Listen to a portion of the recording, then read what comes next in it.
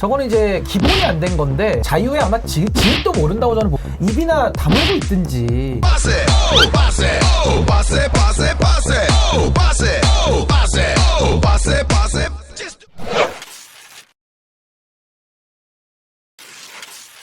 독립기념관장을 중심으로 한 인사를 볼 때 이것이 단순한 하나의 인사가 아니라 뭔가 이 지하에서 꿈틀거리는 또 다른 계획이 진행되고 있는 것이 아닌가 하는 그런 의심을 갖고 있습니다. 뭔가 지하에서 꿈틀거리는 거대한 계획이 진행되고 있는 것 아닌가.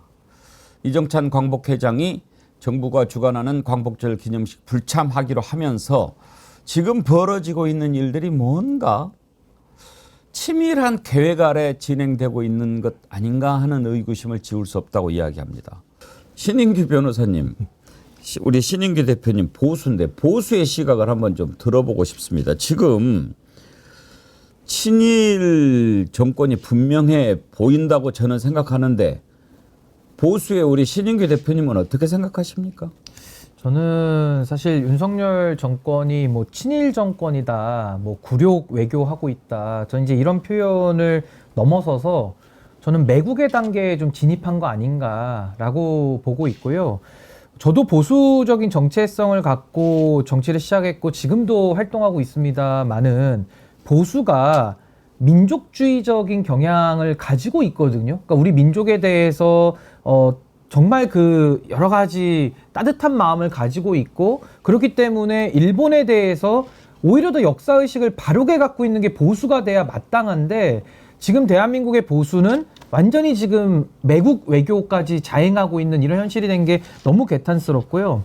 또 하나는 북한과의 관계에 있어서도 역대 보수 정부들이 그래도 정신이 똑바로 박혀 있을 때에 북한과의 관계를 풀려고 적극적으로 노력했거든요. 근데 지금 윤석열 정부는 북한과의 관계는 완전히 지금 붕괴 상태에 빠져 있는 이런 상황이라서 저는 윤석열 대통령의 보수 철학을 갖고 있다 내지는 우리 민족에 대해서 어떤 역사의식을 갖고 있다라고 전혀 생각이 들지가 않는 그런 상황으로 저는 진단을 하고 있습니다.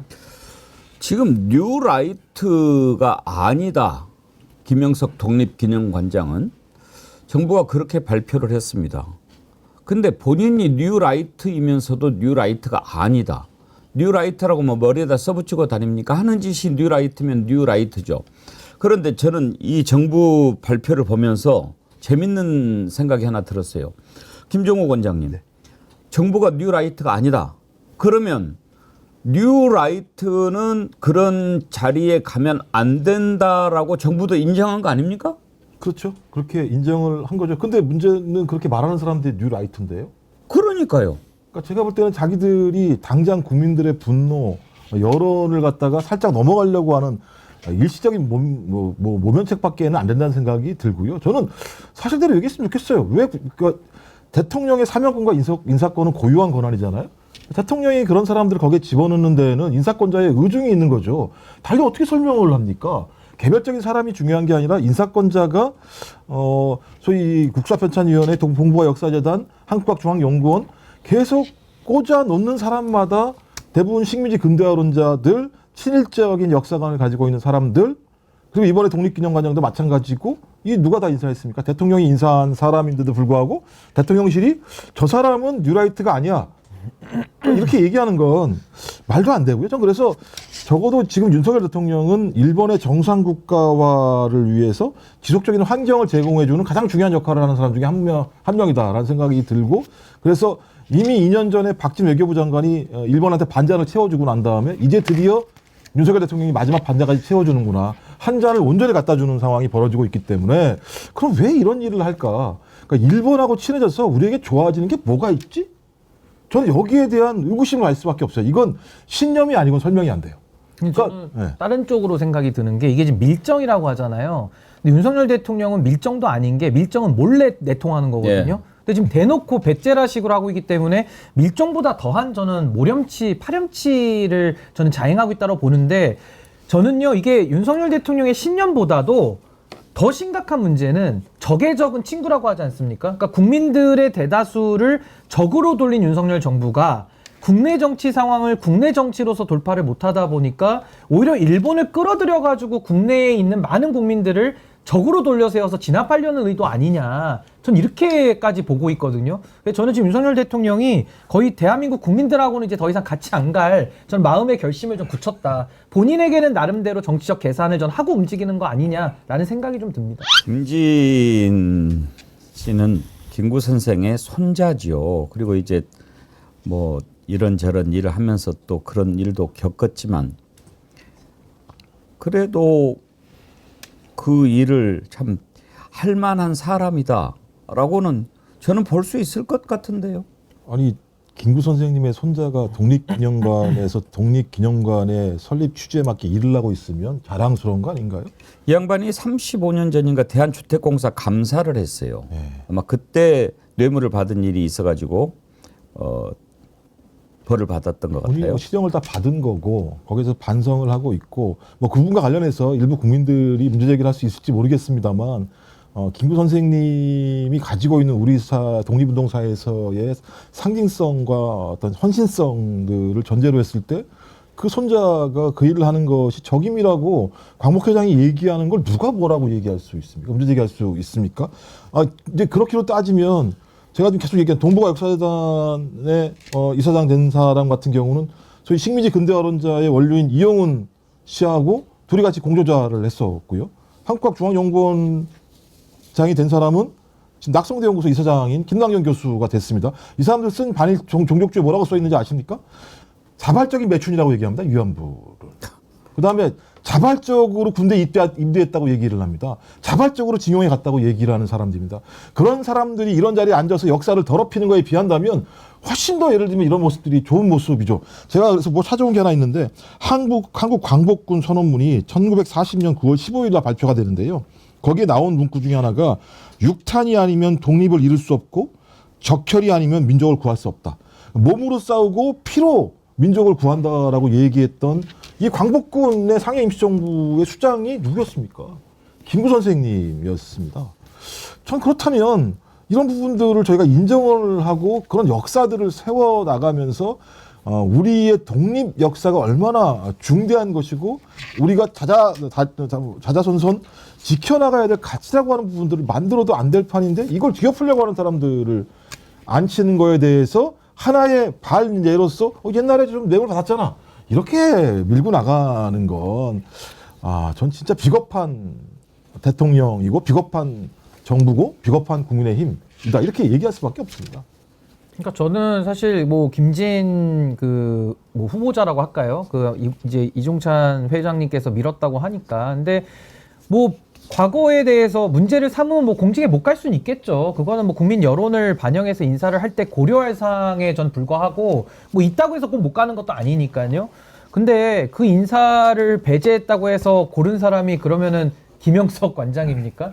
그러니까 뭐 독립유공자분들 후손들 많잖아요. 그러니까 독립기념관에 맞는 인사를 하라는 것이 국민적 요구고 눈높이인데 과거에 우리가 독립운동을 위해서 힘쓰시고 정말 재산과 생명과 모든 걸 다 바쳐서 이 나라의 독립을 위해서 애쓰신 분들 또 그분들의 후손들이 또 얼마나 어렵게 살았습니까? 우리 사회가 그분들한테 다 빚을 지고 있는 거나 마찬가지거든요. 그렇기 때문에 이런 독립기념관만큼이라도 그 정신을 살리기 위해서 그분들의 후손들이 가서 본인의 할아버지 일이고 본인의 증조할아버지 일이니까 얼마나 또 열심히 하겠습니까? 그래서 그걸 우리가 요구하고 있는데 윤석열 대통령의 선택은 김구 선생님의 손자가 아니라 정말 역사의식이 완전히 그 매국사관 비슷하게 돼 있는 사람들 중에서 고른다. 그것도 독립기념관장만 아니라 모든 지금 역사 관련된 자리에 다 뉴라이트들이 가고 있거든요. 그러니까 전 여기에 대해서는 아마 입이 10개라도 좀 변명할 거리가 없다. 전 그렇게 생각합니다. 이 대통령 윤석열은 뭔가 자꾸 가르고 갈라치고 찢고 쪼개고 이렇게 해서 권력을 연장하기 위한 것 아닌가. 사람 쓰는 걸 보면은 그렇습니다. 분열하는 사람만 갖다 쓰는 겁니다. 이준석도 그렇고 김문수 이번에 노동부 장관 그런 얘기를 했더라고요. 2020년 7월에 세월호 기억 공간에 대해서 6년 3개월간 울고 먹었으면 이제 끝내야지요. 그동안 무단 점거에서 재미 봤으면 이제 걷어치워야 하지 않겠습니까? 이런 표현을 씁니다. 아니 어떻게 그 유족들을 향해서 울고 먹었다, 재미 봤다 이런 표현을 할 수 있습니까? 이건 사람이 아니죠, 김유정 의원님. 반노동, 반노조의 시각을 가진 사람을 어떻게 고용노동부 장관에 앉히느냐라고 다들 비판을 해왔는데 이거는 반인권적인 시각까지 다 포함되는 거 아닙니까? 이런 그 행동으로 보였으면 만행인데 이런 망언을 이렇게 쏟아내는 자를 어떻게 노동부 장관에 앉힐 수가 있는지 국무회의의 일원 아닙니까? 그러면 국가 운영의 어떤 주체 중에 하나가 될 수 있는데 이런 자들이 이렇게 다 둘러싸여 있으면서 이 나라를 어디로 끌고 가려고 하는 것인지 다시 한번 묻지 않을 수 없고요. 특히 이제 이런 정체성과 관련해서 아까 우리가 국가인권위원장 후보에 대해서도 얘기했습니다마는 정말 도산 안창호 선생이 지하에서 통곡하시지 않겠습니까? 이름까지 왜 안창호입니까? 정말 짜증나는데 이런 인물들뿐만 아니고요. 지금 국가안보실장 잠시 국방부 장관을 겸직하고 있잖아요. 신원식 장관이. 그런데 신원식 장관도 어떤 사람입니까? 국방부 장관 할 때 독도가 영토 분쟁 지역이다라는 교재 만든 장본인이고 그다음에 대한제국이 존속했다 한들 일제 치하보다 더 행복했다고 확신할 수 있냐 이런 사고방식 가진 사람이었지 않습니까? 그러니까 대통령의 생각과 지금 각종 장관급 자리 뭐 역사 관련 공공기관 전방위적으로 같은 철학을 공유하는 사람들이 지금 잠식해가고 있는 중인 거죠. 그러니까 기본적인 저는 아무리 그 대통령이 본인의 철학과 생각을 공유하는 사람들로 채우고 싶다 하더라도 이건 아니지 않습니까? 그러니까 이런 사람이 또 문재인 정권의 검찰총장을 하면서 했던 짓들을 한번 생각하면 지금의 상황이 이해가 되기도 합니다. 배신의 아이콘이기도 했고 또 각종 인사 참사를 통해서 보여지고 있는 이 국정 실패가 결국에는 이 정권의 정체성을 드러내고 있는 것인데 정권 출범 3년 만에 와 지금까지 우리가 쌓아왔던 모든 것들이 민주주의도 그렇고 5,000년 역사가 이렇게 송두리째 한순간에 무너질 수 있다는 걸 저희가 지금 목도하고 있는 거 아닙니까? 그러니까 저도 사실 윤석열 대통령 이게 뭐 약간 소극적 의미에서 부정적 의미에서 능력 아닌 능력인데요. 가장 최악의 인사를 연속적으로 이렇게 해내는 사람도 역대급으로 없었습니다. 그러니까 예를 들면 이진숙 방통위원장도 가장 방통위를 쪼개버릴 것 같다라는 사람을 또 앉혔고요. 뭐 국민의힘 당대표도 가장 최악의 그 정권 2인자인 한동훈을 갖다가 또 이제 앉히는 이런 상황까지 비대위원장 시켰고, 뭐 김문수 장관 말할 것도 없고요. 김용현 국방부 장관도 경호처장이 국방부 장관 가는 예가 민주정부 된 이후에 있었습니까? 그러니까 이것도 최악의 인사고, 지금 마지막으로 이제 독립기념관장 김영석 관장까지 온 건데, 앞으로도 윤석열 대통령이 지금 이 잘못된 인사들을 갖다가 교정할 가능성도 없고요. 또 앞으로 인사할 때도 윤석열 대통령이 또 갑자기 정신 차려서 잘할 가능성도 제로거든요. 그렇다면은 윤석열이라고 하는 자를 왜 단 하루라도 대통령직에 더 놔둬야 되느냐라는 저는 국민적인 분노는 더 가중될 수밖에 없다는 저는 생각이 들고요. 아까 이제 김종욱 교수님께서는 요거 이제 윤석열 대통령의 신념이다 이렇게 추측을 하셨는데, 전 신념도 아닌 것 같습니다. 왜냐하면 본인의 신념이라 그러면은 문재인 정부에서 고위직을 전 할 수가 없었을 거라고 보고, 본인의 신념이라고 한다면은 후보 시절에 그 많은 시간 동안 밝혔어야죠. 근데 밝히지 않았다라는 것은 전 윤석열 대통령의 머릿속에는 신념이라는 거는 일도 없는 사람이다. 그냥 본인의 이익만을 위해서 쫓아가는 사람이라는 생각이 들고요. 그럼 왜 그러느냐라고 생각해 봤을 때, 저는 지금 주변에 말 잘 듣는 간신배들이 없다 보니까 쓸만한 사람이 없는 것 같아요. 그래서 얼마나 쓸 사람이 없으면은 정호성 문고리 그 국정농단의 주범도 사면까지 해가지고 비서관으로 채용하는 걸 보면 정말 쓸 사람이 없구나 이런 생각이 들어서, 저는 윤석열 정권을 MB 검찰 정부로 저는 규정을 하는데요. 지금 뉴라이트가 아니라 뉴라이어 인사다. 전 그렇게 생각합니다. 새로운 거짓말쟁이들이 계속 나오고 있습니다.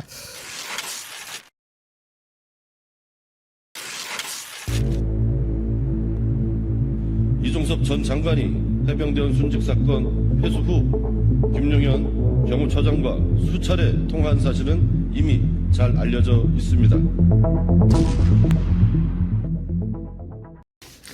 차지철의 망령, 그렇습니다. 우리 지금도 기억하는 박정희 경호실장 차지철 얼마나 위세를 부리다가 처참한 최후를 맞았습니까?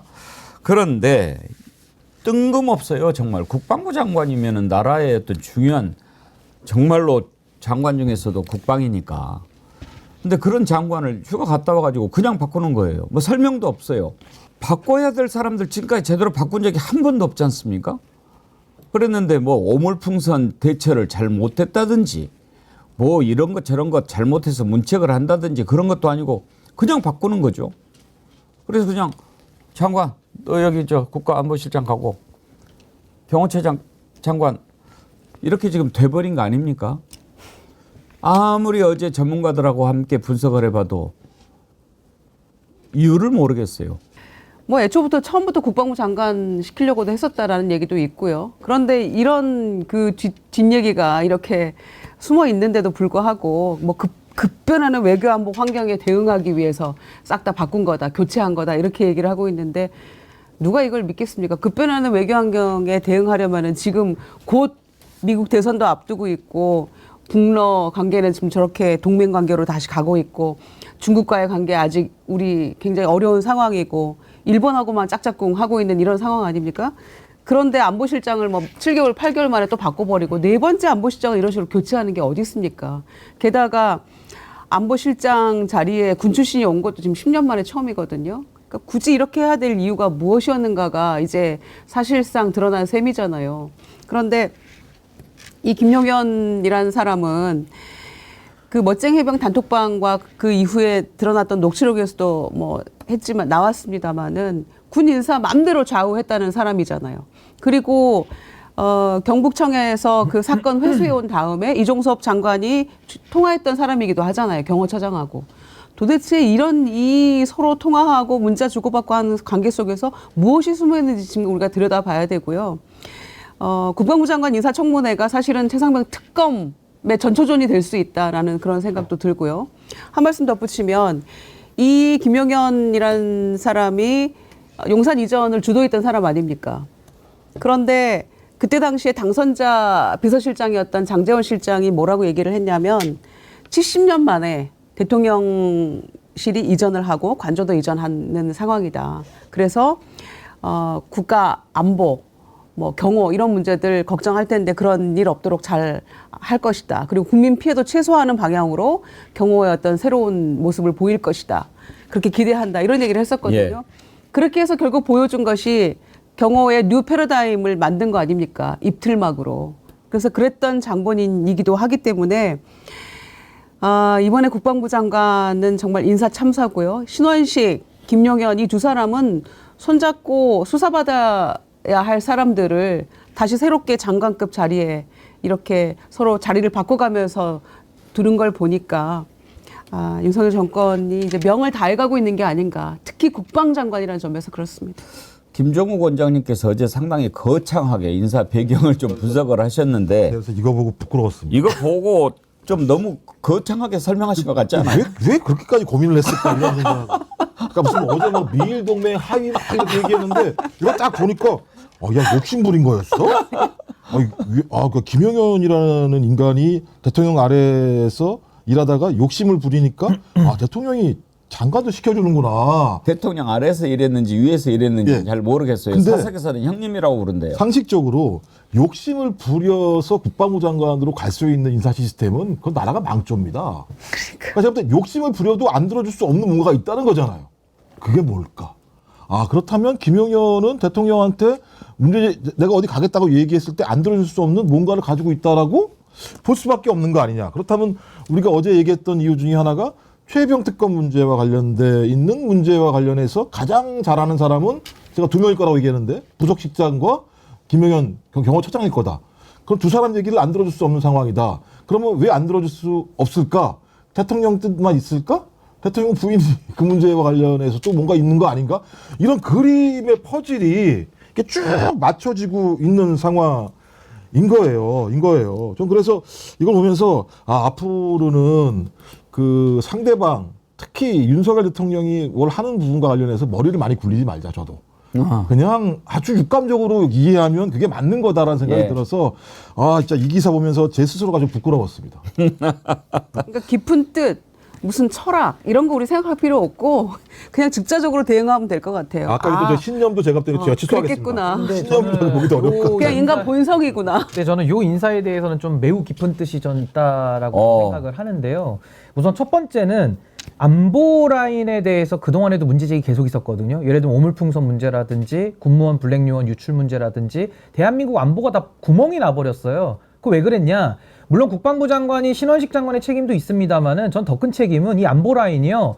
완전히 외교 공무원 일색이었거든요. 국정원장의 조태용, 그리고 안보실장에도 장호진. 모든 그 안보 라인들을 외교 라인이 독점하다 보니까 저는 구멍이 났다고 보는데 이번에는 또 반대로 군 출신들을 갖다가 또 다 깔아놓은 거예요. 그렇게 되면 당연히 안보 쪽에 있는 뭐 정보나 외교나 이제 통일 이런 쪽이 약화될 수밖에 없다라는 문제가 우선은 있고요. 그래서 지금 그 안보실에 외교관 출신이 한 명도 없다는 거 아닙니까? 근데 미국 대선이 코앞인데 안보실에서 미국에 대한 그 변수를 배제해버린 것도 문제고, 저는 또 하나는 안보실장으로 간 신원식 장관도 국방부 장관으로서 일을 못했고, 또 경호처장도 그동안 입틀막 경호, 또 김건희 여사 관련한 경호 실패, 그리고 수사 외압 사건의 수사 대상자거든요. 근데 이런 사람을 갖다가 국방부 장관으로 영전을 보내주니까 뭐 충안고 선배고 뭐 가고 싶다 그래서 보내준 것도 있겠습니다만은 전 더 큰 문제가 국방부가 군사법원을 관할하거든요. 근데 군사법원에서 지금 박정훈 대령 1심 재판을 하고 있습니다. 그러면 군사법원의 특수성상 재판장을 군인 출신인 심판관이 하거든요. 보통 대령들이 하는데 이 대령들은 장군으로 진급하는 게 평생의 소원입니다. 그렇다면 저는 김용현 장관으로 후보자로 임명이 된다 그러면은 이것은 입틀막에 이어서 수틀막, 그러니까 수사를 틀어막기 위해서 재판 결과에 영향을 직접적으로 미치기 위해서 윤석열 대통령의 가장 최측근이면서 이 수사 외압 사건의 수사 대상자를 국방부로 지금 파견 보내는 거 아니냐. 저는 지금 군사법원의 재판에 영향을 미칠 의도를 가지고 김용현 장관을 파견하고 있다. 이건 엄청난 저는 문제라고 보거든요. 그러니까 수사 대상자가 군사법원의 재판장에 대한 인사권을 가지고 재판에 개입을 미치기 위한, 저는 그 연장선으로 보고 있습니다. 예. 매우 심각한 문제로 생각합니다. 그러니까 신인규 대표님, 네. 이게 완전히 데자뷰예요. 런종섭 뭔가를 챙겨주고 그걸 막으려 하고, 그러니까 지금 목표가 딱 하나 있는 거예요. 나를 보호하는 것.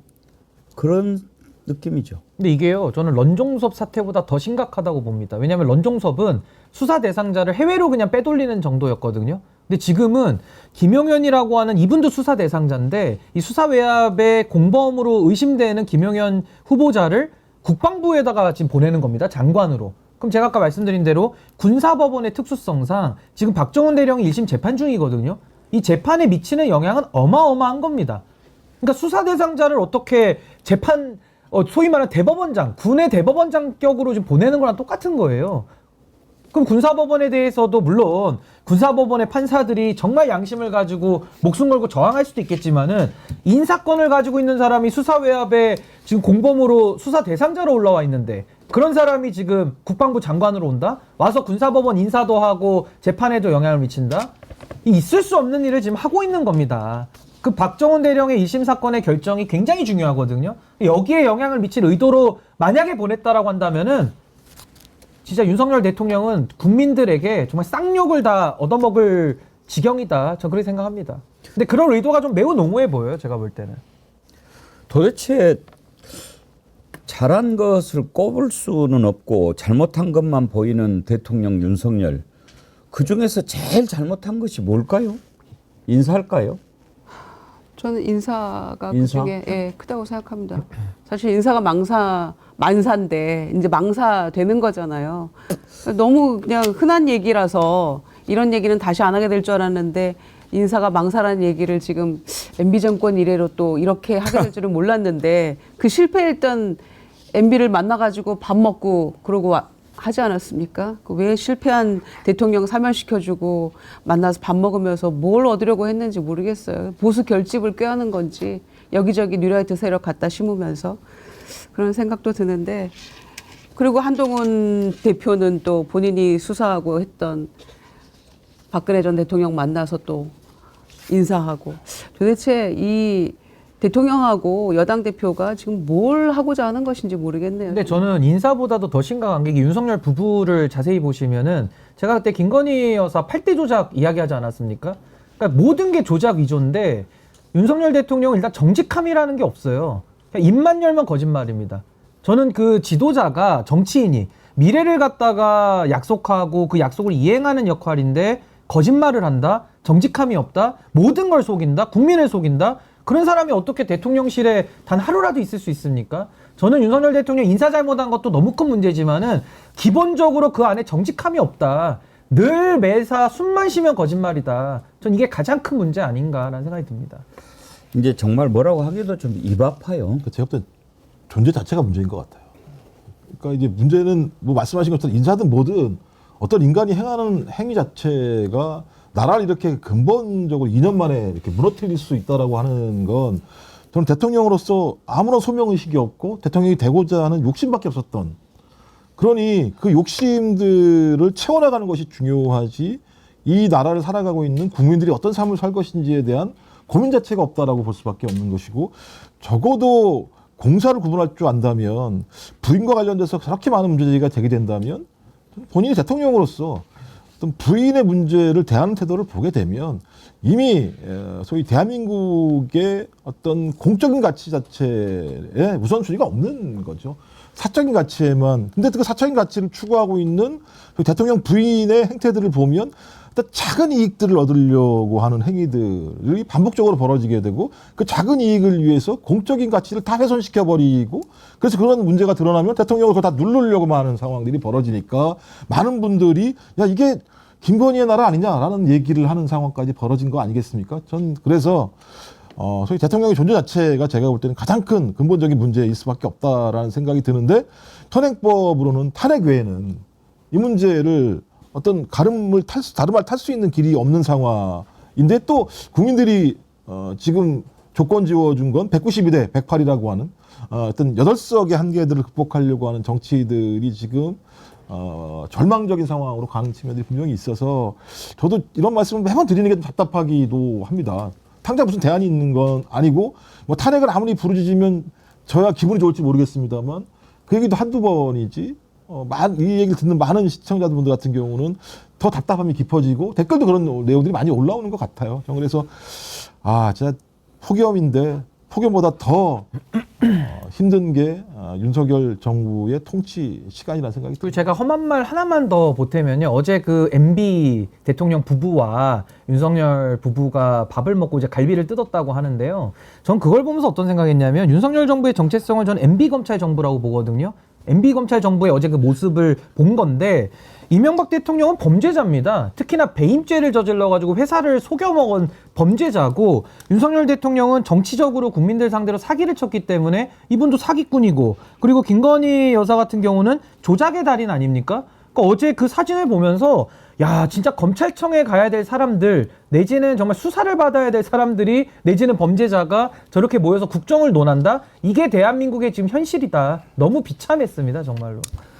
진추하님, 런종섭, 런성근, 런용현, 개주하냐? 그러니까 저는 이게 예. 공사 구별을 못하는 정도가 아니라요. 그냥 모든 게 다 100% 사사로운 것 같아요. 예. 그러니까 공이 좀 열이라도 있어야 공사 구별을 우리가 못한다라는 판단력을 문제 삼지만, 그냥 윤석열이라고 하는 자는 그냥 100이면 100 그냥 다 사사롭다. 그게 이제 결론인 것 같습니다, 제가.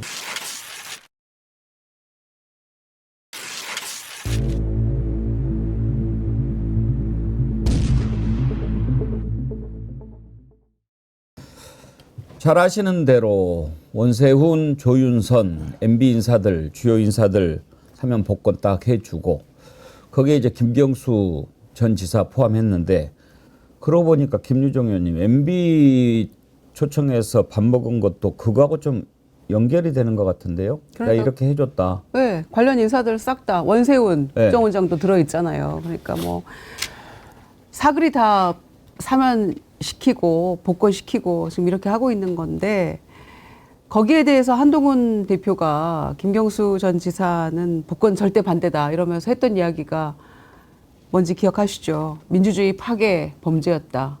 안 된다. 이렇게 얘기를 했는데, 제가 묻고 싶습니다. 저 국정농단 세력들 국정원 댓글 사건부터 문학의 블랙리스트, 화이트리스트 다 포함해서요. K재단 미르까지 때까지 이르기까지 그 했던 국정농단 세력들은 그럼 뭐 민주화 운동을 했습니까? 독립운동을 했습니까? 거기에 대해서는 이런 방구 말도 없는 사람들이 지금 다 그 세력들이거든요. 1200여 명이 넘게 했는데 그중에서 정치인 관련한 사람들은 공직자 관련해서 대체적으로 다 국정농단 세력들이고 MB 박근혜 정권 인사들이거든요. 거기에 지금 김경수 전 지사 한 사람 그리고 야권 인사 한두 명 더 들어간 걸로 보이던데 그걸 가지고 자기네끼리 자중질환 일어났으면 저렇게 떠드는 것도 기함할 일이고요. 또 독립기념관장에 대해서 어떻게 생각하시냐라고 물었더니 한동훈 대표 뭐라고 얘기했습니까? 여론을 좀 보겠습니다. 이렇게 얘기했거든요. 굉장히 비겁한 태도를 보이고 있다 생각하고요. 늘 사면을 할 때 국민 통합이 우선이다, 대타협이다, 또 민생사범 우선이다, 뭐 이렇게 얘기를 하고 있는데 결국에는 본인이 원하는 대로 사면권 남발하면서 그 국정농단 세력들 싹 다 풀어주고 있는 거 아닙니까? 그렇게 하면서도 지금 오로지 야당 인사 한 명 가지고 지금 자기네끼리 옥신각신 하고 있는 것도 목불인견이죠. 이제 한동훈 뭐 더 이상 얘기하지 않겠다 그렇게 얘기하던데요, 신은규 대표님? 그러니까 이제 뭐 한동훈 대표는 늘 말만 세고 뭐 하는 일이 없어요. 그래서 두서가 없는 사람 같고요. 사실은 이 국민 통합을 위해서 사면복권 대통령 고유 권한인데요.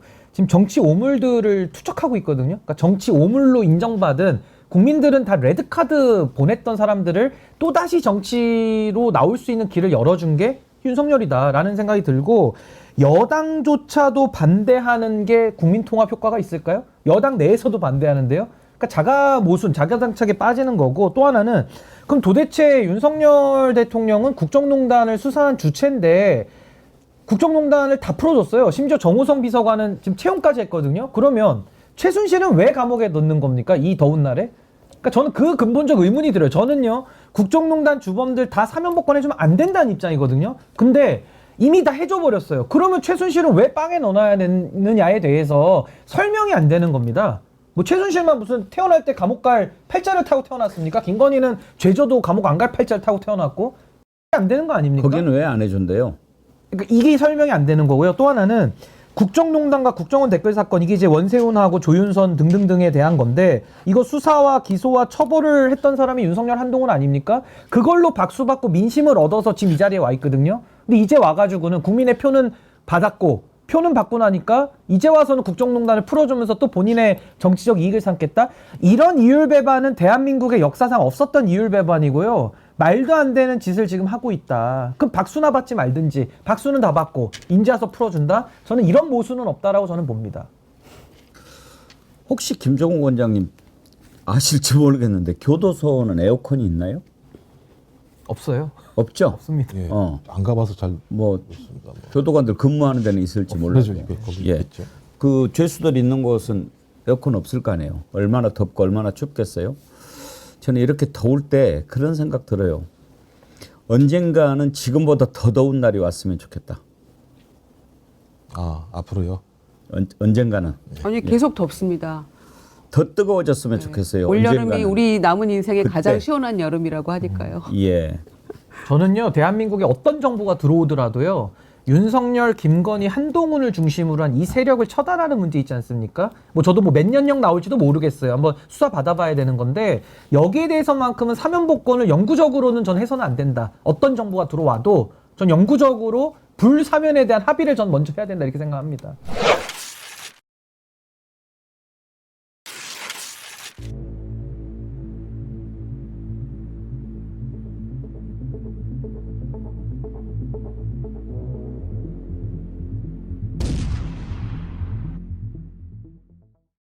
제목을 의도된 도발이라고 뽑았는데요. 이게 한 가지 또 두 가지 많이 봐서 세 가지까지. 세 개는 원래 안 됩니다. 3세판이니까. 그러면 실수겠거니 뭐 그럴 수도 있겠다. 해라 이러는데 한두 가지가 아니고 계속 이렇게 반복되면 그거는 고의죠. 고의. 신은규 대표님 변호사님이신데 어떤 범죄를 저질렀을 때 계속 해놓고 이건 뭐 몰라서 그랬다 실수로 그랬다 그러면 판사가 봐줍니까?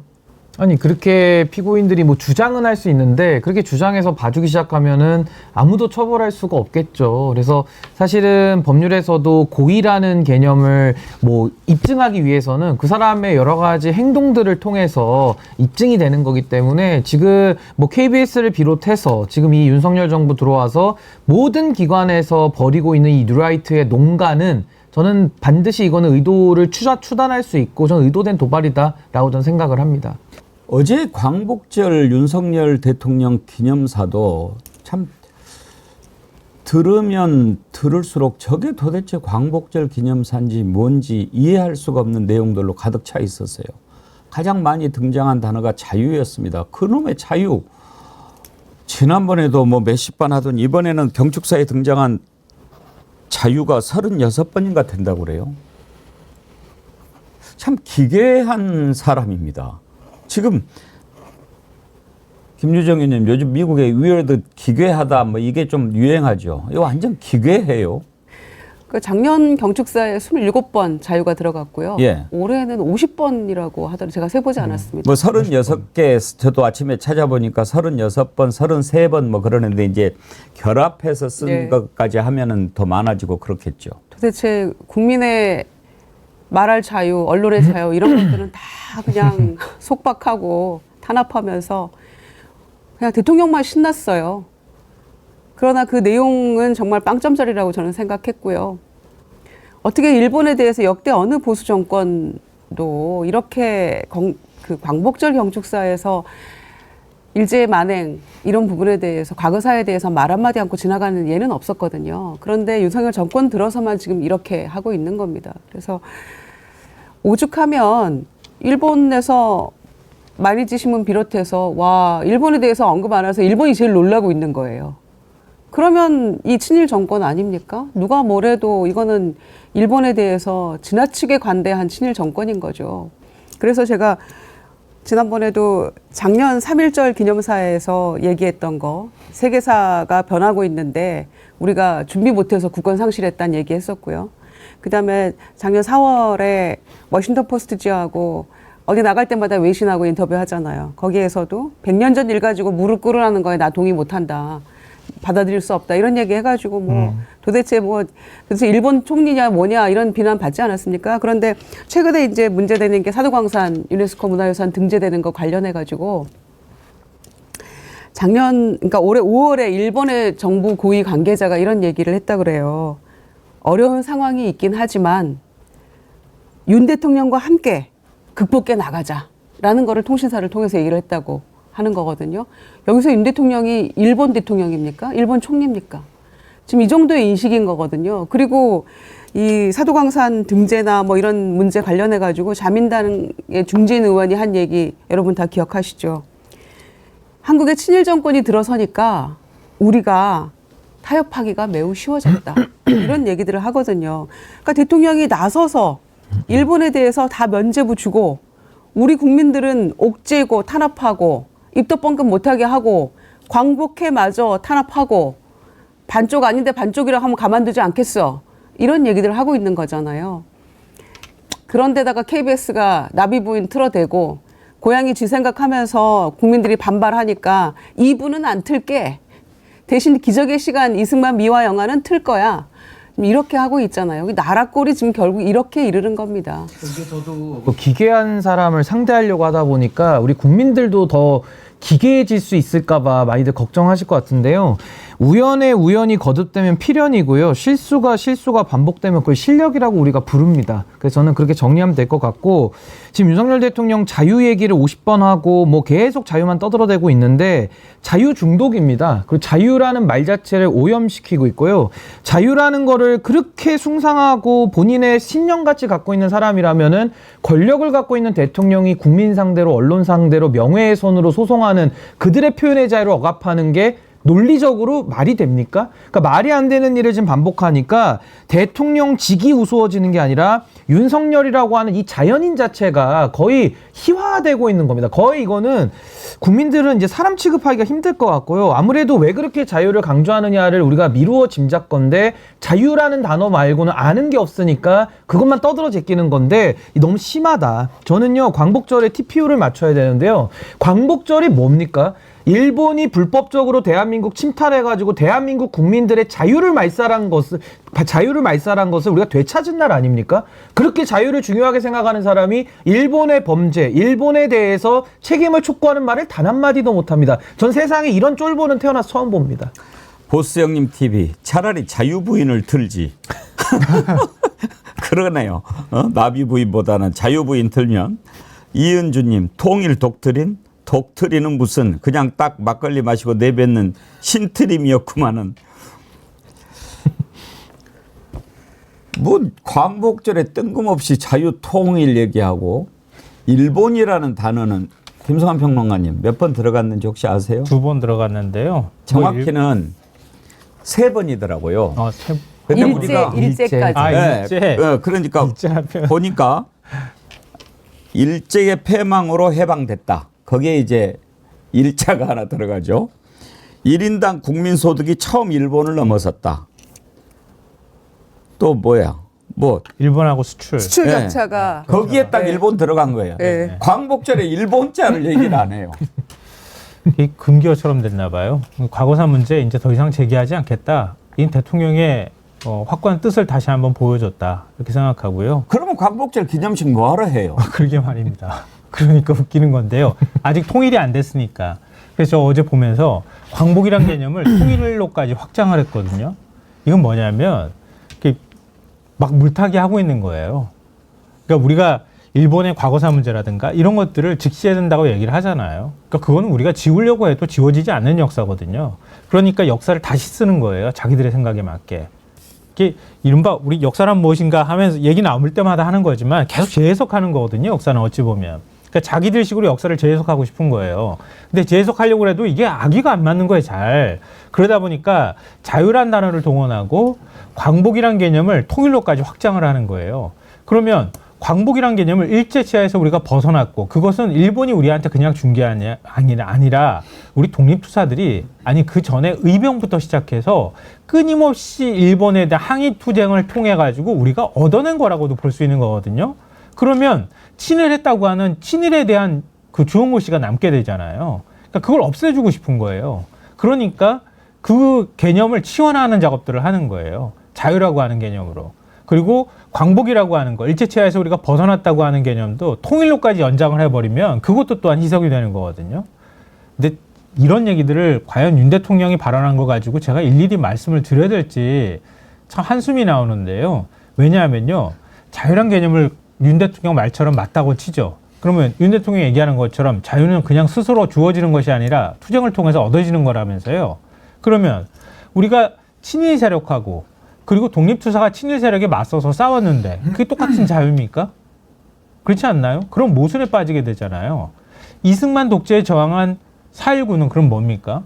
그러면 독재에 저항한 건 뭡니까? 이것도 다 자유입니까? 자유를 위한 투쟁이라고 하면은 그러면 우리가 친일 세력을 청산을 해야 될 거 아닙니까? 독재 세력을 청산해야 되고. 그런데 그런 부분에 있어서는 다 물타기를 하고 난 다음에 지금 사이비 지식인들이 반자유를 하고 있다. 외치고 있다. 이거 척결 대상이다. 그러면서 야권과 재야 시민 자기한테 반대하는 사람들을 이거는 일소해야 될 대상인 것처럼 얘기하는 거예요. 그럼 그 사람들한테는 자유를 안 주는 거잖아요. 도대체 앞뒤가 맞는 말을 하는 건지 모르겠어요. 그래서 저는 무슨 생각을 하는 사람인지 모르겠어요. 그래서 저는 어제 윤석열 대통령 연설을 들으면서 사이비 지식인이라는 얘기까지 하던데 예. 윤석열이라고 하는 자 자체가 사이비 지식인의 전형입니다. 그러니까 자유라는 게 이게 법학 1년 차에 다 배우거든요. 법에서 말하는 자유, 헌법에서 말하는 자유는요.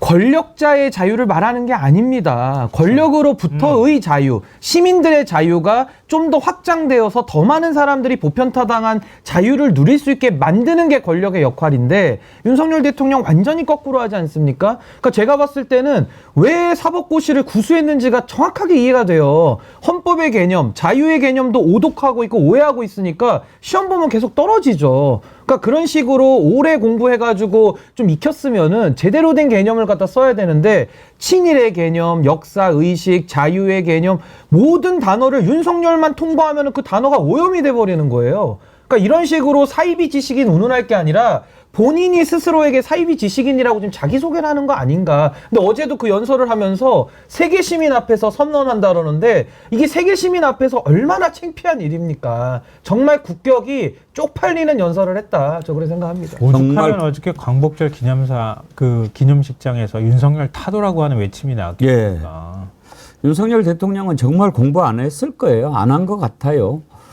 아까 뭐 그렇게 공부 안 했으니까 사법시험 9번 봤다고. 9번 보기 되게 어렵습니다. 9번 하기 어려워요. 그거는 집안 왜 형편이 안 돼서 형편 9번 때문에 못 안 되는 봐요. 거예요. 근데 아버지 잘 만나가지고 9번 네. 본 건 맞는데 그렇게 하니까 9번 떨어지는 거예요. 공부를 잘못하니까. 그거 지금은 이제 그 전에 법이 바뀌어가지고 5번밖에 5번밖에 못 보잖아요. 그러니까 윤석열 대통령은 저랑 같은 세대에 태어났으면 변호사도 못 하는 겁니다. 못하죠. 탈락되는 겁니다. 탈락. 건달되는 거죠, 뭐. 근데 공부도 안 하고 제가 어제 재밌는 얘기를 들었는데 우리가 그동안에 지금까지 가장 위험한 사람이 딱 책 한 권 읽은 사람이라고 이야기했잖아요. 그런데 그것보다 더 위험한 놈이 책 한 권도 안 읽고 읽은 것처럼 하는 놈. 그게 더 위험하다는 거예요. 네, 더 위험한 놈 있습니다. 책을 갖다 버리는 놈. 여기는 책을 갖다 버리는 사람들이기 때문에 굉장히 위험한 사람, 테러리스트 같은 사람입니다. 그놈의 자유 하니까 애플토마토님 가방 받을 자유, 내 마음대로 임명할 자유. 아니 세상에 광복절날 일본 얘기하면 뭐 일본에서 잡아갑니까? 오죽하면 일본 언론도 놀라가지고요. 이례적이다 이런 평가를 내놓았습니다. 마이니치 신문이요. 한국 대통령 연설에 일본 비판 없어 이런 제목의 기사를 냈는데 한국 대통령의 광복절 연설에서는 역사 문제 등을 둘러싼 대일 비판을 담는 사례가 많았으나 대일 관계를 중시하는 윤 대통령의 연설에서는 작년에 이어 일본 비판이 전무했다 이렇게 보도를 했고요. 니온 게이자이는 한국 대통령 광복절 연설에서 대일 관계 언급 없어 이런 기사에서 윤 대통령이 일본의 식민 지배로부터 해방을 기념하는 광복절 행사 연설에서 대일 관계나 역사 문제에 대해 직접 언급하지 않았다고 소개했습니다. 네, 윤 대통령은 지금 자기가 제왕적 위치에 있다고 착각하고 있는 것 같은데요. 민주주의에서 가장 큰 권력은 설득의 권력입니다. 상대방을 설득하는 거거든요. 근데 이거는 내가 생각하는 게 이러니까 그걸 따라와 이렇게 얘기하고 있는 거거든요. 그것도 광복절 경축사에서 그렇게 기념사에서 이런 식으로 얘기를 한다는 건 자기가 광복을 이룬 것도 아니잖아요. 그럼 오히려 국민들한테 통합의 메시지를 내고 같이 갑시다. 이렇게 해야지 정상인데 이게 아니라 내가 생각하는 건 이거니까 내 생각대로 오라고 하고 내 생각하고 다른 사람들은 이건 반자유 반통일 세력이라고 이거 사회에서 척결해야 될 대상으로 얘기해버리면 오히려 국론이 분열되잖아요. 그리고 반대로 그런 사람들을 공격하라고 신호를 주는 거나 다름이 없어요. 그래놓고 무슨 진영 간 갈등이 심각하다는 둥 입으로는 그런 소리 하면 뭐합니까? 자기가 그 최선봉에 서서 오히려 부추기고 있는데. 근데 윤석열 대통령은 이게 최악 중에 최악인 게요. 이게 뭐 비유가 적절할지는 모르겠습니다만은 지금 뭐 전두환 대통령 존경하고 결국엔 박정희 대통령까지 존경하니까 다 따라하고 있는 것 같거든요. 근데 과거에 박정희 전두환 시절을 놓고 비교를 해보면은 그때는 독재를 했죠. 사람을 죽였습니다. 근데 나라에 대해서 그 사람들은 잘 먹고 잘 살게 하자라는 국가주의적인 목표라도 있었어요. 물론 잘못됐지만. 근데 윤석열이라고 하는 자는요. 그냥 술밖에 없는 거예요. 술밖에 없고 본인 배우자밖에 없고 방탄밖에 없고 자기 자신밖에 없는 이 편협함과 협소함 때문에 대한민국에서 수단으로 방법으로는 독재를 따라하고 목표로는 그 독재 정부가 가졌던 국가를 발전시키자라는 정도의 그 목표 자체도 없는 겁니다. 그러니까 이런 사람은 더 이상 대통령직에 단 하루, 1시간이라도 더 있어서는 대한민국이 위태롭다. 그리고 그렇게 해서는 안 된다. 저 그렇게 생각합니다. 근데 어제도 그랬지만 지금 이게 우리가 아까 맨 처음에 시작할 때 고의 같다. 우연이 아닌 것 같다라고 하는데 여러 가지 일들이 지금 벌어지지 않습니까? 강제징용 문제 뭐 대충 털어주지요. 과거사 문제 언급하지 않죠. 후쿠시마 오염수 오히려 뭐 해주고 사도광산 동의해주고 뭐든지 다 갖다 바치잖아요. 이건 뭐 완전히 뭔가 코 끼워가지고 갖다 주는 것 같이 그렇게 보이는데 거기에다가 1945년 8월 15일이 광복절이 아니라고 주장하는 사람을 독립기념관장에 앉히고 또 독도 조형물 서울 지하철역에 있는데 그걸 또 치워요? 왜 치워요? 그거를 뭐 어제 보니까 이제 뭐 잘못 판단했다, 죄송하다, 뭐 다시 하겠다라고 하는데 그 돈은 뭐 서울시장이 땅 파서 번 겁니까? 마음대로 치우고 마음대로 철거하고 다시 만들고. 거기에다가 어제 강원도에서 광복절 경축식이 열렸는데 김진태 강원도지사 이자도 1948년이 건국이다 이런 얘기를 해요. 그러니까 거기에 광복회원들이 참석했다가 다 들고 이렇게 나갔어요. 그 장면 어제 김진태 경축사 한번 들어보시죠. 주권은 없지만 나라는 유지됐다. 그런 게 있습니까, 여러분? 그런 게 있습니까? 주권이 없는데 어떻게 나라가 유지됩니까, 여러분?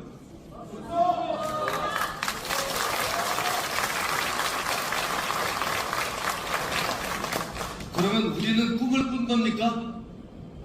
예? 일제 감정기를 이 1948년 건국을 주장하는 사람들, 저 같은 사람들은 뭐라고요? 친일,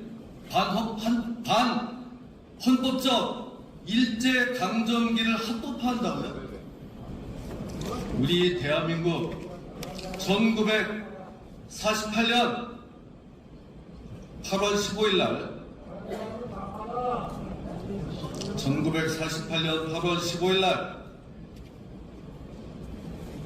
최초의 자유민주 헌법에 의해서 드디어 생겨났습니다. 그렇게 돼서 그때 이후로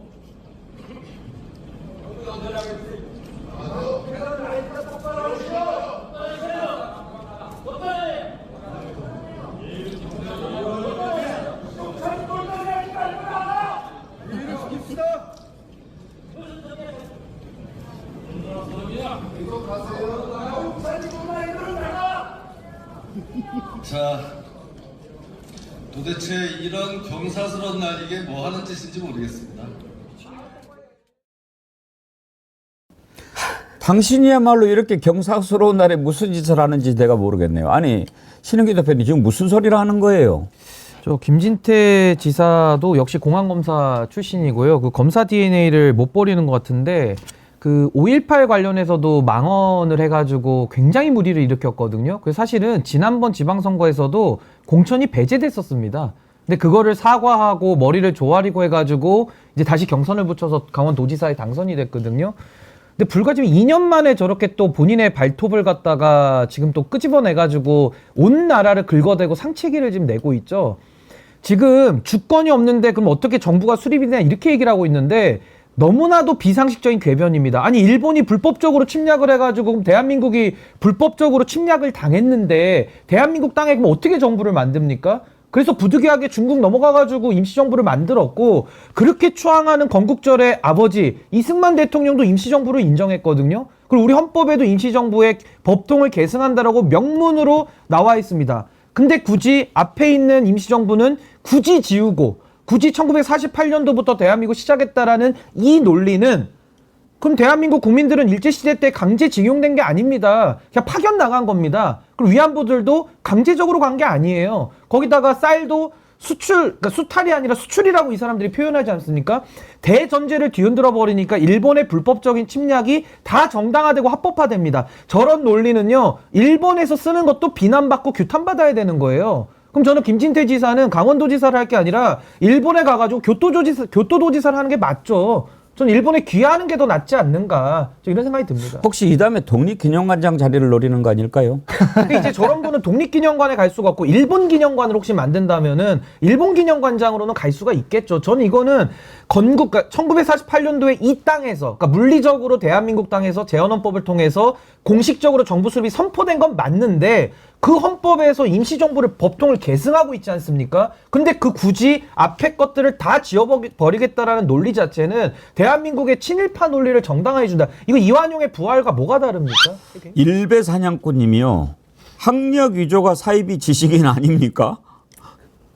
아니 저는 윤석열식으로 얘기를 하면요, 지금처럼 뇌물을 뇌물이라고 인정 안 하는 거, 그 수사외압을 수사외압이 아니라고 하는 거, 주가 조작을 해도 수사받지 않고 오히려 피의자가 검찰을 갖다가 조인트 까는 거, 이런 게 사이비 지식인들이 하는 짓이에요. 이게 흉기입니다. 그러니까 윤석열이 흉기인 거예요. 그러니까 저렇게 저는 자기 고백을 아주 냉정하게 나와가지고 전 세계 앞에서 하는 거 처음 보는데, 좀 제발 좀 정신 좀 차렸으면 좋겠고요. 어제를 규정하는 사람이 오늘을 규정합니다. 저는 지금 이 뉴라이트들이요, 이승만 대통령은 존경하면서 이승만 대통령이 임시정부를 계승했다라는 거는 또 부정하거든요. 그러니까 이런 식의 비논리적인 얘기하는 게 사이비 지식인의 전형이고, 지금 이 사람들은요, 오늘을 어떻게 규정할 것이냐, 윤석열이라고 하는 최악의 대통령을 우리가 보고 있지 않습니까? 김진태 같은 저런 해석을 하게 되면요, 나중에 한 10년 뒤에 윤석열은 당시에 성군이었다, 뇌물의 아주 새로운 개념을 만드셨다, 이런 식의 해석을 갖다 붙이, 주가 조작이라는 것도 그 조작이 아닌 새로운 지평을 여셨다, 이렇게 해석하는 거예요. 그러니까 그때 당시 친일파들이 지금 하는 짓거리를 10년 뒤에 김진태 같은 자들이 윤석열을 성군으로 포장할 겁니다. 그래서 저는 지금 저도 역사 인식에 대해서 어제가 잘못 규정되면, 첫 단추를 잘못 깨면 오늘이 이상해지기 때문에 전 이거 바로 잡아야 된다. 이 사이비 지식인들 다 퇴출시켜야 됩니다.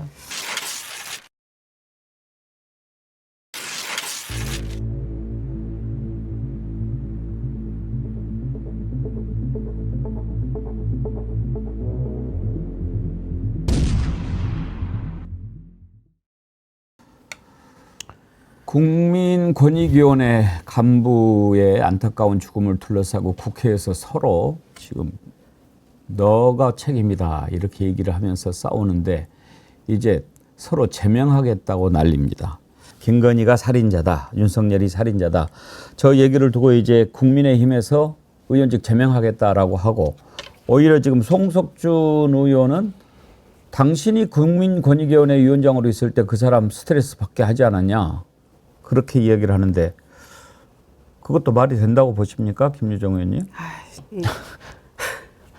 입에서 나온다고 다 말이 아니잖아요. 성석준 의원이 어떻게 그런 말을 합니까? 그리고 그 검사 탄핵 청문회 하는 과정이었는데 의사진행 발언 중이었거든요. 근데 사실 뭐 연관이 있냐 이런 얘기 하지만은 그 김영철 검사가 김건희 여사 관련 모든 뭐 몇 가지에 대해서 다 면죄부 주고 이랬기 때문에 이것도 같은 맥락이에요. 사실 명품백 수사하는 과정에서 권익위가 다 지금 면죄부 주고 종결 처리하는 바람에 이런 일이 된 거잖아요. 그런데 무슨 본인은 책임 없는 일을 저기다 합니까? 김건희 이름 석자 나오면 막 급발진 버튼입니까? 국민의힘은? 너무 황당한 사람들이고 국회의원은 정말 자존심도 없는 사람들인가 이런 생각이 동시에 들었습니다.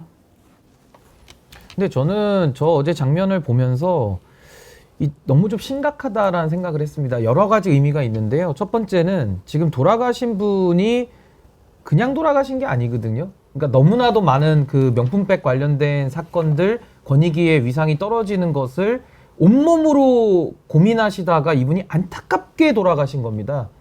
매우 쓸쓸하고 외로운 죽음을 지금 당하신 건데, 여기에 대해 가지고 당연히 송석준 의원의 저 반응은 100이면 100 잘못됐다라는 걸 국민들이 다 알고 계십니다. 근데 굳이 그 자리에서 전현희 의원이 저런 식으로 맞대응을 했을 때, 그러니까 맞대응을 했을 때 이게 갑자기 쌍방폭행 논란처럼 번져지거든요. 그렇게 되면 논란으로 논란을 덮어버리기 때문에 본질이 빠지는 문제가 있다. 전 이게 굉장히 안타깝고, 오히려 전현희 의원께서도 수사적으로는 좀 정확하고 정밀한 표현을 써서 오히려 이 진실에 더 다가가는 책임 있는 역할을 하시면 좋겠다. 그래서 저는 오히려 좀 국민을 보고 정치를 하는 게 아니라 너무나도 본인의 그런 발언을 통해서 좀 주목받는 거, 이렇게 갔을 때는 전현희 의원이 일부 저는 정치적인 그런 뭐 이익은 볼 수 있겠지만은 이게 전체적인 국면에서는 저는 크게 도움이 되지 않는, 저는 좀 안타까운 발언 아니었나라는 생각이 좀 듭니다.